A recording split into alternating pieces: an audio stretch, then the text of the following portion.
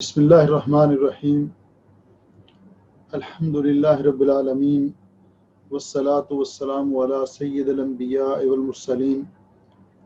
نبینا محمد خاتم النبیین وعلی آلہ طیبین الطاہرین واصحابہ الغر المیامین ومن تبعہم بإحسان الی یوم الدین. اما بعد، معزز سامعین و ناظرین، السلام علیکم ورحمۃ اللہ وبرکاتہ. آج کا ہمارا درس الوجیز فی فقہ السنت والکتاب العزیز کی قرأت ہے، اور آج جہاں سے ہمارا درس شروع ہو رہا ہے باب الآنیہ، برتنوں کا باب، یعنی جو برتن استعمال میں آتے ہیں ان کے احکام. اللہ تعالیٰ کی بارگاہ میں دعا ہے کہ اللہ رب العزت میرا شرح صدر فرمائے اور اپنی توفیق سے مجھے حق اور سچ بیان کرنے کی توفیق عطا فرمائے، اور آپ تمام بہن بھائی عزیزات میری باتوں کو غور سے سنیں، پھر اللہ رب العزت کتاب و سنت کے مطابق ہمیں زندگی بسر کرنے کی توفیق عطا فرمائے. یہ باب شروع کرنے سے پہلے گزشتہ باب میں درس کچھ لمبا ہو گیا تھا، اور اس سلسلے میں ایک دو باتیں جو قابل غور تھیں وہ رہ گئی تھیں. قضائے حاجت کے آداب میں سے آداب الخلا، اس میں ایک بات تو یہ تھی کہ میں نے بالاختصار تو یہ ذکر کیا تھا حدیث پاک کہ قضائے حاجت کے دوران پیشاب کے چھینٹوں سے یا پخانے کی علائش سے اپنے جسم کو بھی اور اپنے کپڑوں کو بھی بچانا چاہیے. رسول اکرم صلی اللہ علیہ وسلم نے ارشاد فرمایا کہ زیادہ تر لوگوں کو قبر میں عذاب پیشاب کے چھینٹوں سے نہ بچنے کی وجہ سے ہوتا ہے کہ وہ احتیاط نہیں کرتے. اس لیے رسول اکرم صلی اللہ علیہ وسلم اس قدر اہتمام کرتے تھے کہ جب آپ اپنی قضائے حاجت کے لیے جاتے تو ساتھ نیزہ لے کر جاتے تھے، جس سے دو کام لینا مقصود ہوتے تھے. ایک تو اس کے ساتھ استنجے کے لیے مٹی کے ڈھیلے جو ہیں وہ زمین سے اکھاڑ لیں، اور دوسرا جہاں پیشاب کرنا ہو اس جگہ کو نرم کر لیں تاکہ پیشاب کے چھینٹے اڑ کر کپڑوں پہ اور جسم پہ نہ پڑے. اور اس کا رسول اکرم صلی اللہ علیہ وسلم نے ہمیں بڑی سختی سے حکم دیا، اور وہ واقعہ بھی پچھلے درس میں ہم نے بیان کیا کہ آپ نے فرمایا دو قبر والوں کو عذاب ہو رہا ہے، جس طرح اللہ رب العزت نے آپ کو اطلاع دی. تو آپ نے فرمایا ان میں سے ایک جو تھا کانا لا یستنزہ من البول، وہ پیشاب کے چھینٹوں سے اپنے آپ کو نہیں بچایا کرتا تھا. مسلمان کی رسول اکرم صلی اللہ علیہ وسلم نے جو خصوصیات بتائی ہیں ان میں سے یہ ہے، آپ نے فرمایا لا یحافظ علی الطہور الا مومن، کہ مومن ہمیشہ باوضو رہنے کی کوشش کرتا ہے، اور مومن کا جسم اور لباس ہمیشہ پاک اور صاف رہنا چاہیے، اس لیے کہ دن میں 5 مرتبہ فرض نمازیں ادا کرنی ہوتی ہیں. ویسے بھی عام حالات کے اندر انسان باوضو رہے تو یہ بہتر ہے. آپ نے دیکھا ہوگا کہ عام طور پہ جب آپ بعض لوگوں کو کہتے ہیں کہ بھئی چلو نماز پڑھو، تو یہی بہانہ بناتا ہے کہ میرے کپڑے صحیح نہیں ہیں، میرے کپڑے نماز والے نہیں ہیں. تو یہ کپڑوں کو صاف اور پاک رکھنا یہ مسلمان کے لیے لازمی اور ضروری ہے. اس کے لیے ایک تو کہ قضائے حاجت کے دوران انسان احتیاط کرے کہ پیشاب کے چھینٹے اڑ کر اس کے جسم اور اس کے لباس پر نہ پڑے. دوسرا یہ کہ جلدی میں یہ کام نہ کرے، بلکہ اپنے بول و براز سے جب فارغ ہوتا ہے انسان تو بعض اوقات پیشاب کا کوئی قطرہ پیشاب کی نالی میں اٹکا رہے، اس لیے اس کو اچھی طرح جھاڑ کر پھر انسان کو استنجا کر کے پھر وہاں سے اٹھنا چاہیے. کچھ لوگوں کو مرض ہوتا ہے کہ ان کو پیشاب کرنے کے بعد تھوڑے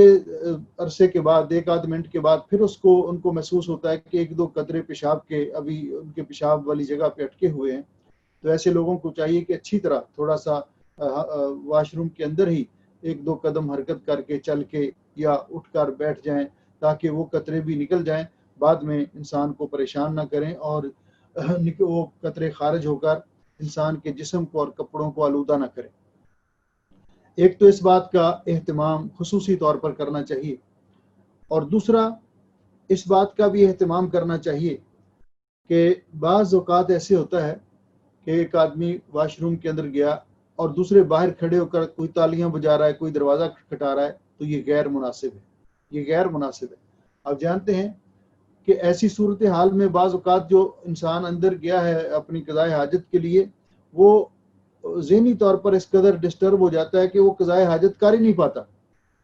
اور پھر اگر وہ اسی طرح ادھورا چھوڑ کر وہ آ جائے کہ باہر لوگ جو ہیں وہ مجھے، حالانکہ یہ کوئی ایسی جگہ نہیں ہے کہ جہاں انسان دیر تک بیٹھا رہے، اور یہ وہاں انسان ضرورت کے لیے جاتا ہے۔ تو نبی پاک صلی اللہ علیہ وسلم نے تو اس اعرابی جس نے پیشاب کیا تھا مسجد کے ایک کونے میں، تو جب صحابہ کرام نے اس کو روکا اور ڈانٹا تو آپ نے منع کیا، آپ نے فرمایا لا تزرموہ، اس کا پیشاب منقطع نہ کرو، اس کو ڈسٹرب نہ کرو، وہ اپنی قضاء حاجت سے فارغ ہو جائے۔ پھر اس کے بعد آپ نے اس کو سمجھایا کہ مسجدوں کے اندر یہ کام، مسجدیں اس کام کے لیے نہیں بنائی گئی۔ تو اس بات کا بھی ایک خیال رکھنا چاہیے خصوصی طور پر۔ اور دوسرا، ہم نے یہ حدیث بیان کی کہ رسول اکرم صلی اللہ علیہ وسلم نے فرمایا کہ لعنت کا سبب بننے والے جو کام ہیں ان سے بچنا چاہیے، اور آپ نے اس کا ذکر کیا کہ ایک روایت میں 3 چیزوں کا ذکر کیا اور ایک میں 2 چیزوں کا ذکر کیا کہ یہ لعنت کا سبب بنتی ہیں۔ تو ان میں سے کہ لوگوں کے راستے میں بول و براز کرنا، لوگوں کے سائے میں بول و براز کرنا، لوگ جہاں سے پانی بھرنے کے لیے جاتے ہیں وہاں بول و براز کرنا، اور بعض روایات میں کہ پھلدار درختوں کے نیچے قضاء حاجت کرنا، تو ان سے منع کیا۔ اس کے ساتھ ہی یہ کہ انسان جب قضاء حاجت سے فارغ ہو واش روم کے اندر، اگر باہر بھی ہے تو اس کے اوپر مٹی ڈال دے، اگر واش روم کے اندر ہے تو واش روم کو اچھی طرح صاف کر کے آنا چاہیے تاکہ بعد میں آنے والا وہ پریشان نہ ہو اور وہ تان ملامت نہ کرے پہلے جانے والے کو۔ یعنی جو بھی کام جس پہ لوگ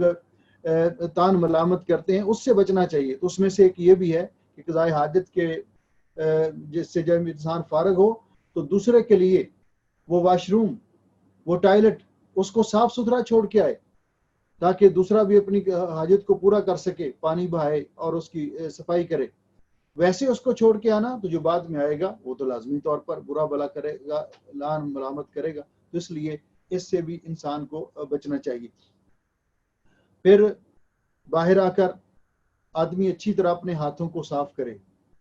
مٹی کے ساتھ مل کے، اگر مٹی نہیں ہے جس طرح آج کل یہاں تو صابن وغیرہ ہے، صابن کے ساتھ اچھی طرح یعنی استنجا کرنے کے بعد اپنے ہاتھوں کو صاف کرنا چاہیے۔ اس کے بعد صاحب کتاب نے جہاں سے آج ہمارا درس شروع ہو رہا ہے، یہ باب ذکر کیا ہے، باب الانیہ۔ آنیہ جو ہے یہ انا ان کی جمع ہے، اور انا کہتے ہیں برتن کو، انا کہتے ہیں برتن کو۔ یہ برتن کسی چیز کا بھی ہو،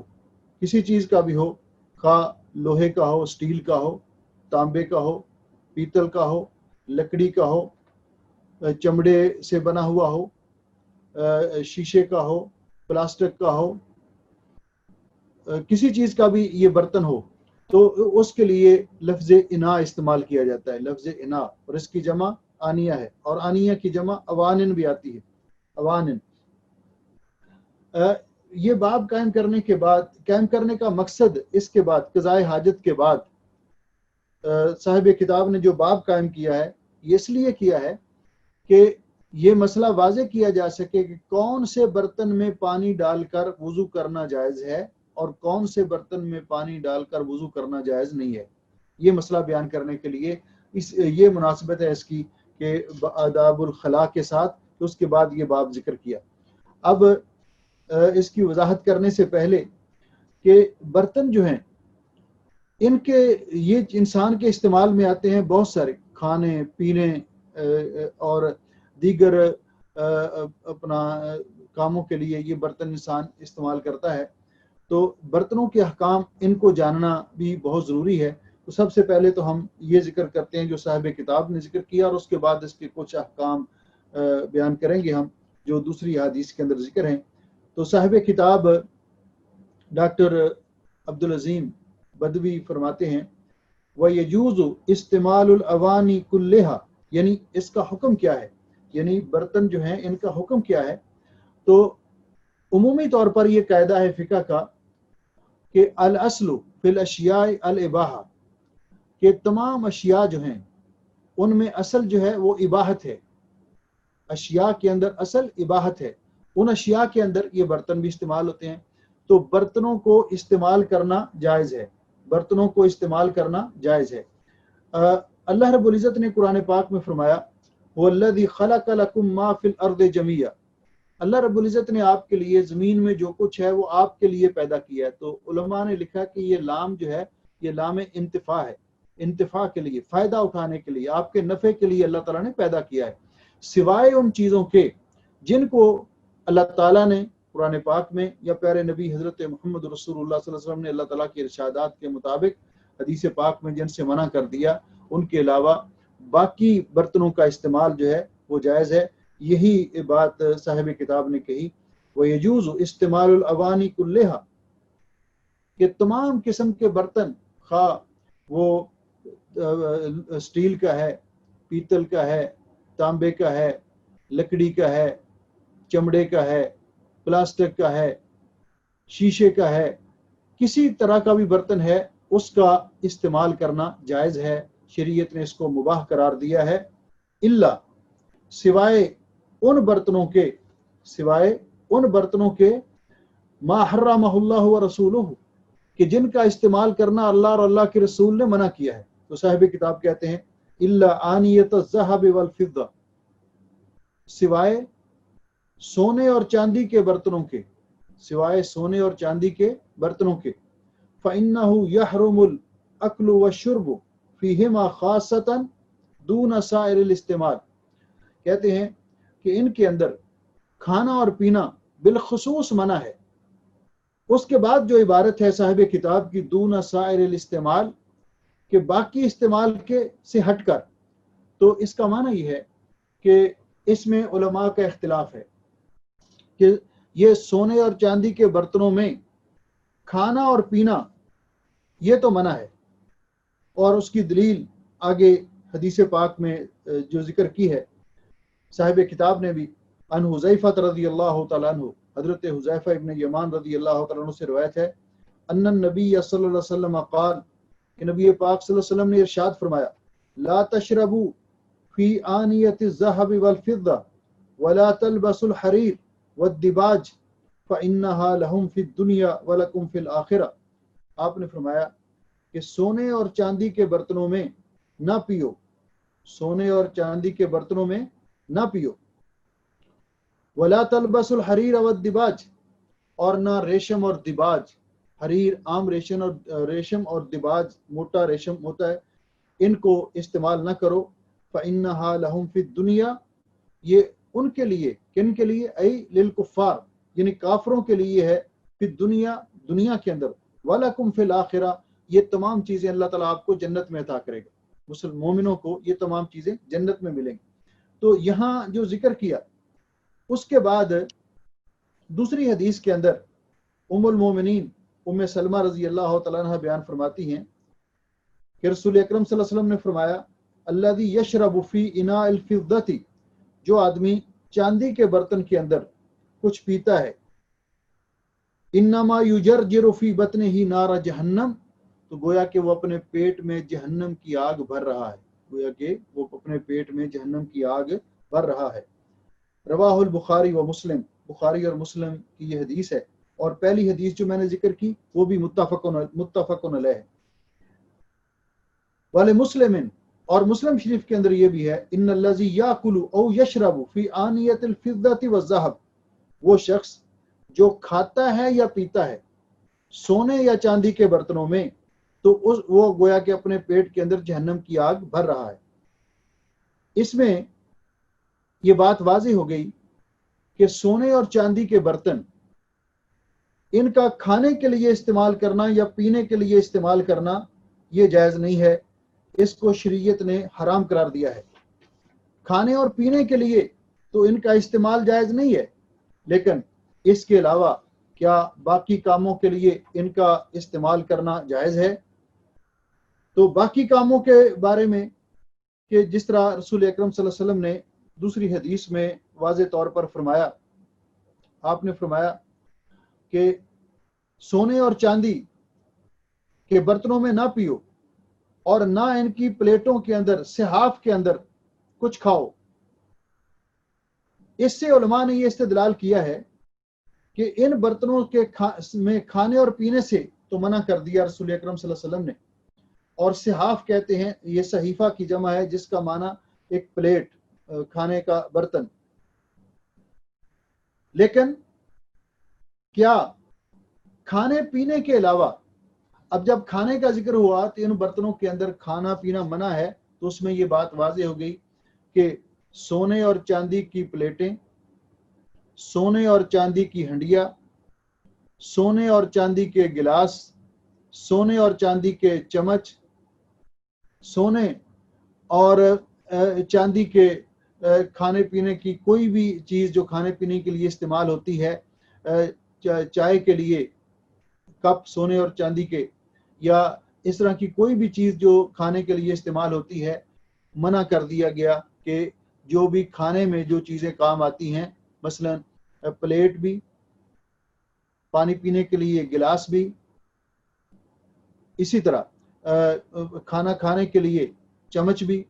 یہ ساری چیزیں ان کو منع کیا گیا کہ سونے اور چاندی کے برتنوں کے اندر کھانا اور پینا منع ہے۔ جو بھی چیزیں کھانے اور پینے کے لیے استعمال ہوتی ہیں وہ سونے اور چاندی کی نہیں ہونی چاہیے۔ سونے اور چاندی کے برتنوں کو کھانے اور پینے کے لیے استعمال کرنا یہ جائز نہیں۔ اس حدیث پاک کے اندر یہ جو لا ہے یہ ناہیہ ہے، اس کو کہتے ہیں نہیں کے لیے، یعنی منع کیا رسول اکرم صلی اللہ علیہ وسلم نے، اور یفید التحریم، اس کا معنی کہ سونے اور چاندی کے برتنوں میں کھانا اور پینا اور کھانے کے لیے ایسے برتنوں کو استعمال کرنا کسی طرح سے بھی وہ جائز نہیں، بلکہ شریعت کے اندر حرام ہے۔ لیکن کیا کھانے پینے کے علاوہ باقی کاموں کے لیے ان برتنوں کو استعمال کرنا جائز ہے؟ مثلا وضو کرنے کے لیے سونے کا برتن بنا لیا، وضو کا پانی ڈالنے کے لیے چاندی کا برتن بنا لیا، تو کیا جائز ہے؟ تو علماء نے اس کا جواب دیا ہے کہ لا یجوز، یہ جائز نہیں۔ علامہ قرطبی رحمۃ اللہ علیہ فرماتے ہیں فی ھذا الحدیث دلیل، اس حدیث پاک میں دلیل ہے علی تحریم استعمال اوانی الذهب والفضة للأكل والشرب ويلحق بهما ما في معناها مثل التطيب والتكحل وما شابه ذلك۔ فرماتے ہیں کہ سونے اور چاندی کے برتنوں میں کھانا اور پینا منع ہے، اور اس کے ساتھ ہی ملایا جائے گا کہ اس کا باقی استعمال بھی، اور مثال کے طور پر ان میں سونے اور چاندی کی شیشیوں میں عطر ڈالنا، یا سونے کی یا چاندی کی سرمے دانی بنا کر اس میں سرما ڈالنا اور سرمچو سونے اور چاندی کا بنانا، ان تمام چیزوں کے لیے ان کا استعمال کرنا منع ہے۔ شیخ ابن باز رحمہ اللہ فرماتے ہیں کہ ان حدیث پاک سے ثابت ہوتا ہے کہ سونے اور چاندی کے برتن ان کا استعمال حرام ہے، وما تُلِیَ بِذَالِکَ، اور ایسے برتنوں کا استعمال بھی حرام ہے، یعنی سونے اور چاندی کے برتنوں کا استعمال حرام ہے، اور ایسے برتنوں کا استعمال بھی حرام ہے جن پر سونے اور چاندی کا پانی چڑھایا گیا ہو، یعنی سونے اور چاندی کا پانی چڑھایا گیا ہو۔ اس لیے اہل اسلام کو چاہیے کہ ان چیزوں کو چھوڑ دیں۔ کہتے ہیں کہ نہ ان میں کھایا پیا جا سکتا ہے، اور نہ ان کو گھر میں ڈیکوریشن کے لیے رکھا جا سکتا ہے، اس لیے کہتے ہیں کہ اس کے اندر وَيَدْخُلُ فِي ذَلِكَ كُلَّ مَا يُسْتَعْمَلُ فِي الْأَكْلِ وَالشُّرْبِ وَمَا يُعِينُ عَلَى ذَلِكَ كَالْمَلَاعِقِ وَأَكْوَابِ الشَّاءِ وَالْقَهْوَةِ۔ تو کہتے ہیں کہ کھانے پینے کے لیے جس طرح بھی استعمال ہوتا ہے، کسی قسم کا بھی استعمال منع ہے، جس طرح پلیٹیں ہیں، چمچ ہیں، یا چائے پینے کے کپ ہیں، قہوہ پینے کے کپ ہیں، اور وہ چائے ڈالنے کی کیتلی وغیرہ ہے، یہ سونے اور چاندی کی یہ رکھنا منع ہے، اور ان سے اجتناب کرنا چاہیے اور ان سے بچنا چاہیے۔ بلکہ بعض علماء نے کہا ہے کہ یہ حدیث دلالت کرتی ہیں کہ یہ تحریم سونے اور صرف کھانے اور پینے کے ساتھ خاص نہیں، بلکہ ہر قسم کا استعمال جو ہے وہ سونے اور چاندی کا منع ہے۔ جس طرح کہ شیخ ابن باز رحمہ اللہ کے ایک دوسرے فتوے کے اندر یہ بات واضح ہے. فرماتے ہیں کہ مسلمان یہ حکم جو برتنوں کا کھانے پینے کے لیے، یہ مردوں اور عورتوں سب کے لیے عام ہے، مردوں کے لیے بھی اور عورتوں کے لیے بھی عام ہے کہ خواتین کے لیے بھی سونے کے برتنوں، ان کے لیے سونے کے زیورات استعمال کرنا جائز ہے. جس طرح کہ رسول اکرم صلی اللہ علیہ وسلم نے فرمایا کہ اللہ رب العزت نے سونا اور ریشم میری امت کے مردوں کے لیے حرام قرار دیا ہے اور میری امت کی خواتین کے لیے حلال ہے. تو گویا کہ ان کے وہ سونے اور چاندی کے زیورات پہن سکتی ہیں، مرد چاندی کی انگوٹھی پہن سکتا ہے، تو لیکن خواتین بھی سونے اور چاندی کے برتنوں میں ان پر بھی کھانا حرام ہے، پینا حرام ہے، جس طرح کے مردوں کے لیے حرام ہے. بلکہ شیخ رحمہ اللہ فرماتے ہیں اسی طرح باقی سارے استعمالات جو ہیں یہ بھی اس کے ساتھ بعض جمہور اہل علم نے ملائے ہیں. مثلا کہ سونے کا قلم رکھنا، سونے کی گھڑی پہننا یا اس طرح کی باقی چیزیں، تو مردوں کے لیے اس کا استعمال کرنا یہ منع ہے. تو یہ ساری چیزیں اس کے ساتھ داخل ہیں. بعض علماء نے کہا، جس طرح یہ صاحب کتاب کی عبارت سے معلوم ہوتا ہے، کہ کھانا اور پینا تو ان میں منع ہے، لیکن یہ برتن، یہ جو سونے اور چاندی کے برتن ہیں، یہ وضو کے لیے استعمال ہو سکتے ہیں. لیکن یہ بعض علماء کا خیال ہے، لیکن احتیاط اسی میں ہے کہ ان سے بچا جائے، کیونکہ اس میں ایک تکبر بھی ہے. اور پھر رسول اکرم صلی اللہ علیہ وسلم نے جب کھانا اور پینا ان میں منع کر دیا ہے تو باقی استعمال کے لیے بالاولا یہ چیزیں منع ہیں. تو ان سے اجتناب کرنا چاہیے. پھر اس میں تکبر بھی پایا جاتا ہے اور فقراء اور مساکین جو ہیں ان کا دل بھی اس کے ساتھ ٹوٹتا ہے. تو یہ ساری چیزیں انسان اپنے ذہن میں رکھے. تو یہ معنی ہے ان کا کہ دونا سائر الاستعمال، کہ جمہور علماء کے نزدیک سونے اور چاندی کے برتن ان کا کسی طرح سے بھی استعمال کرنا جائز نہیں، کھانے پینے کے لیے یا وضو کرنے کے لیے یا چائے پینے کے لیے یا کوئی اور مشروب ان میں ڈال کر پینے سے، اور یا چمچ کے طور پر ان کو استعمال کرنے، ان سب چیزوں سے منع کیا ہے اور ان کو شریعت نے حرام قرار دیا ہے. اس سے بچنا چاہیے. اس کے بعد صاحب کتاب لکھتے ہیں کہ قال مسلم، امام مسلم فرماتے ہیں ولیس فی حدیث احد منہم ذکر الاکل والذہب الا فی حدیث ابن مسعر، کہ ابن مسعر کی حدیث کے علاوہ باقی میں سونے کا اور کھانے کا ذکر نہیں، پینے کا اور چاندی کا ذکر ہے، پینے کا اور چاندی کا ذکر ہے. لیکن شیخ البانی رحمہ اللہ فرماتے ہیں کہ یہ جو زیادتی ہے روایت کے اندر، یہ روایت کے اعتبار سے تو شاذ معلوم ہوتی ہے، لیکن اس کا معنی صحیح ہے. اس کا معنی صحیح ہے اس لیے کہ سونے اور چاندی کے برتنوں میں، یعنی جب پینا منع ہے چاندی کے برتن میں، کھانا منع ہے، تو سونے کے برتن میں بالاولا کھانا اور پینا منع ہے، اور چاندی کے برتنوں میں بھی کھانا بالاولا منع ہے. یہ صاحب کتاب نے یہ بات اس میں ذکر کی. اب یہ برتن جو ہیں شریعت نے جن کو ہمارے لیے مباح قرار دیا ہے، تو ان میں جس طرح میں نے عرض کیا کہ مختلف قسم کے برتن ہیں، اور ان میں سے تانبے کے برتن. اور اس کے لیے دلیل کیا ہے؟ تو حضرت عبداللہ ابن زید بیان کرتے ہیں کہ اتانا رسول اللہ صلی اللہ علیہ وسلم، نبی پاک صلی اللہ علیہ وسلم ایک دفعہ ہمارے گھر تشریف لائے، ہمارے پاس تشریف لائے. فاخرجنا له ماء فی طور، تو ہم نے ان کے لیے، رسول اکرم صلی اللہ علیہ وسلم کے لیے پانی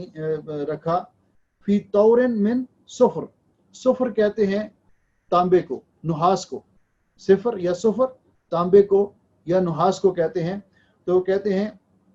کہ ہم نے رسول اکرم صلی اللہ علیہ وسلم کے لیے ایک تانبے کے برتن میں پانی رکھا. تو طور کا ترجمہ حافظ ابن حجر رحمۃ اللہ علیہ فرماتے القدح، پیالہ،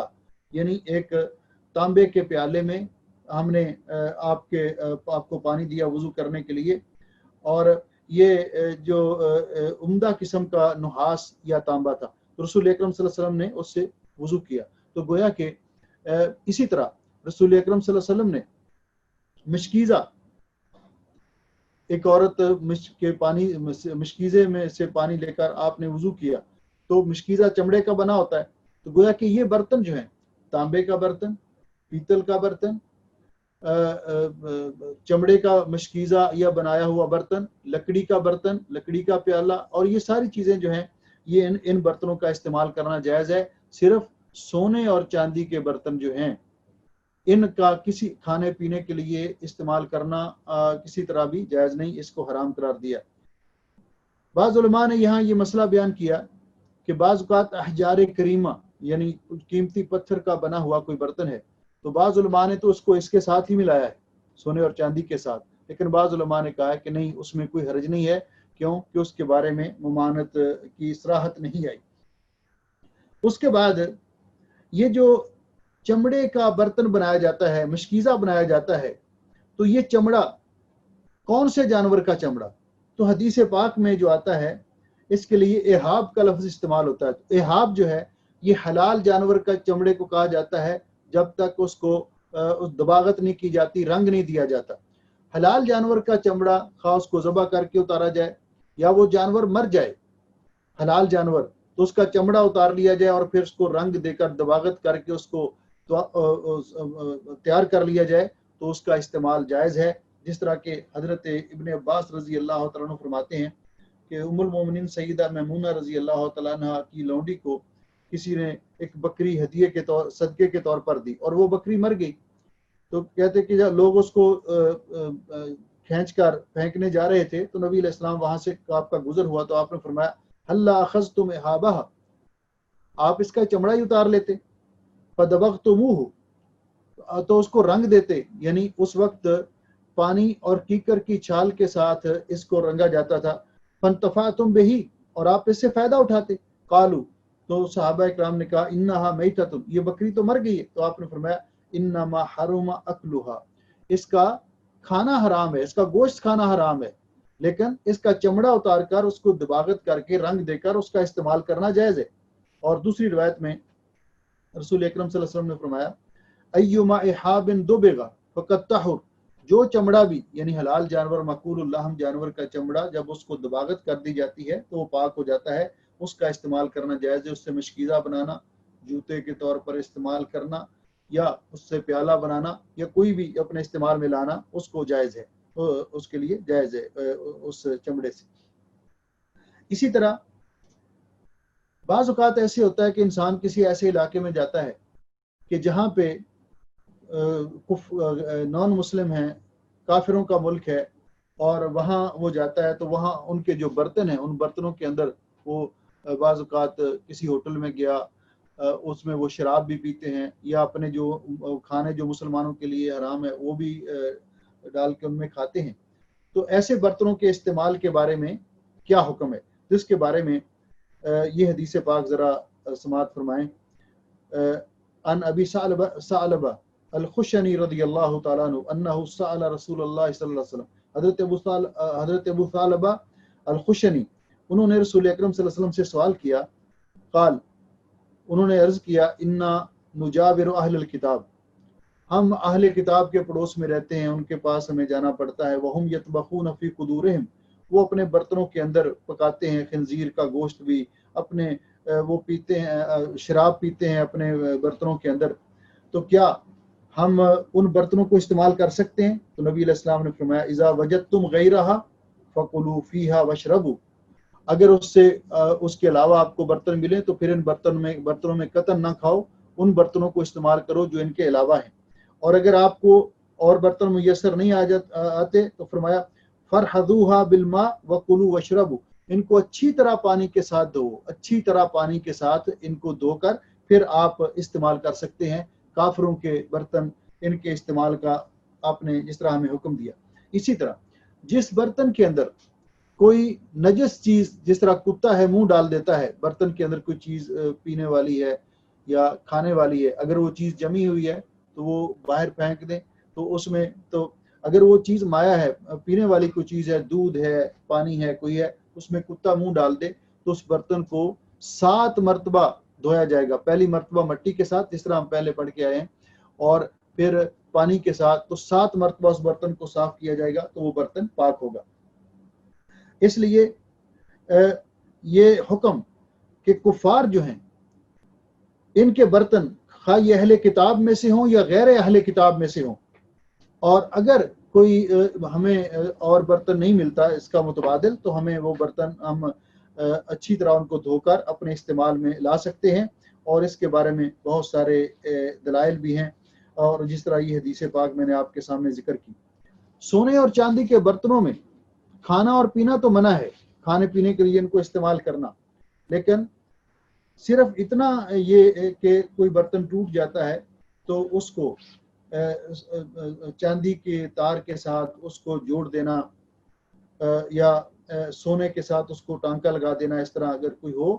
معمولی تو اس میں یہ جائز ہے. جس طرح کہ حضرت انس رضی اللہ تعالیٰ عنہ کی روایت میں ہے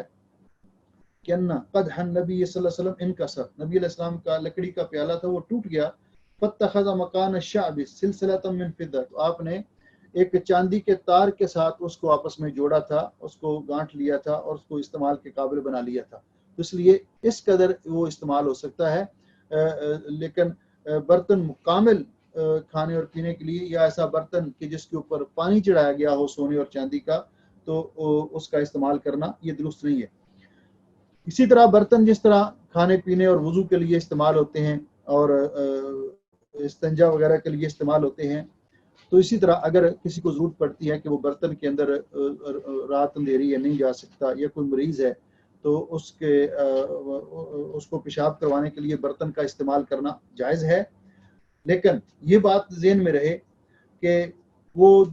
جو اس کا پیشاب وغیرہ ہے اس کو پھر جا کر بہا دیا جائے، وہ زیادہ دیر پڑا نہ رہے گھر میں کہ اس سے بدبو آنی شروع ہو جائے. کیونکہ ان بکر ابن معاذ قال سمعت عبداللہ ابن یزید، بکر ابن معاذ کہتے ہیں کہ میں نے حضرت عبداللہ ابن یزید سے سنا، وہ کہتے ہیں رسول اکرم صلی اللہ علیہ وسلم سے بیان کرتے ہیں کہ آپ نے فرمایا لا ينقع بول في طست في البيت فإن الملائکہ